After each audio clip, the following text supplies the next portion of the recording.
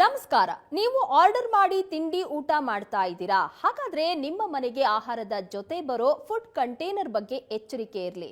S, online ಅಲ್ಲಿ order ಮಾಡುವ ಆಹಾರವನ್ನ ಬ್ಲಾಕ್ ಪ್ಲಾಸ್ಟಿಕ್ ಬಾಕ್ಸ್ಗಳಲ್ಲಿ ಪಾರ್ಸೆಲ್ ಕೊಡ್ತಾರೆ.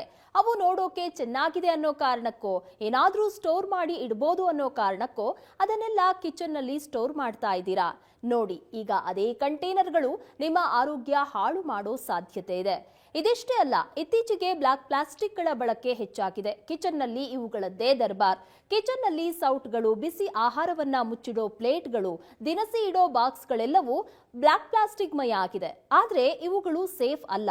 ಯಾಕಂದ್ರೆ ಕಂಪ್ಯೂಟರ್, ಟಿವಿ ಮತ್ತು ಇತರೆ ಉಪಕರಣಗಳಂತಹ ಮರುಬಳಕೆ ಮಾಡಬಹುದಾದ ಎಲೆಕ್ಟ್ರಾನಿಕ್ ತ್ಯಾಜ್ಯದಿಂದ ಕಪ್ಪು ಪ್ಲಾಸ್ಟಿಕ್ ಅನ್ನ ತಯಾರಿಸಲಾಗುತ್ತೆ.